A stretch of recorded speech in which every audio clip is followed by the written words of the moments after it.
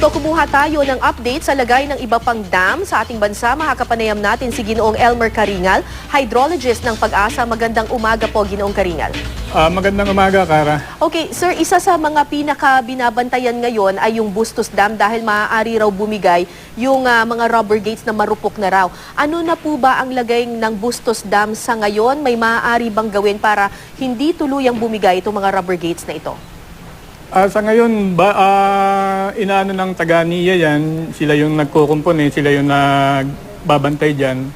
Para just in case nga na medyo dumiretso itong malakas na pag-ulan, mabibigyan naman ng warning kahit although babain, at least mapapalikas yung ibang mga malalapit dyan. Kumusta na yung level ng Bustos Dam ngayon? Sa ngayon, medyo tumataas pa siya, pero sa ngayon naman, medyo mahina pa naman gaano yung pag-ulan. Di pa naman yung na-expect natin na ganong kalakas. So, asahan pa natin na tataas pa yan. Okay, may iba pa po ba kayong mga monitoring dun sa iba pang dam, sir? Yes, Kara, yung Angat, ang level niya ngayon as of 8 a.m., 202.95. Yung kanyang spilling level or yung flood season high water level is 210. Yun namang San Roque, 274.17. Yung kanyang flood season high is 280. At saka yung Pantabangan, 204.31. Yung kanyang spilling level or flood season high is 216. Yung Magat na nasa may bandang Cagayan Province, Bali, meron siyang 189.22 as of 8 a.m. Yung kanyang flood season high spilling level is 193. Kara, yung mga nabanggit na dam, meron na kami mga preparatory phase dyan. Just in case na magpakawala ng tubig, nakapag-advise na or nakapagbigay ng warning sa downstream or sa baba ng mga dam. So wala pa pong mga dam na bukas ang gates ngayon, sir?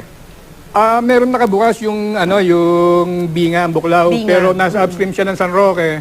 So yung tubig na manggagaling sa Binga, pupunta siya sa San Roque. Which is San Roque, nakasarado pa siya. Alam naman po natin, sir, base dun sa storm track na ipinlot ng Pag-asa, itong bagyong Santi magla-landfall doon sa may Aurora Province. So, pagdating ng malakas na ulan, mamayang gabi or bukas ng madaling araw, ano-ano pong dams ang posibleng maapektuhan nitong pagla-landfall po ng bagyong Santi? Ang malaki ang possibility na maapektuhan is yung itong ang Magat na nasa may bandang Isabela at saka itong San Roque Dam na nasa may Ordaneta, Pangasinan at saka itong Pantabangan na nasa may Nueva Ecija. Pero naabisuhan na naman po yung mga residente na maghanda na sila dahil kapag dumating yung malakas na buhos ng ulan mamayang gabi o bukas ng madaling araw, talagang sila ang unang maapektuhan. Yes, doon nga sa preparatory phase namin, nagbigay na rin sila ng advice dun sa baba, dun sa downstream ng mga dams, na may possibility anytime na posible magpakawala silang tubig. Alright, maraming salamat po, Ginoong Elmer Karingal, hydrologist ng Pag-asa.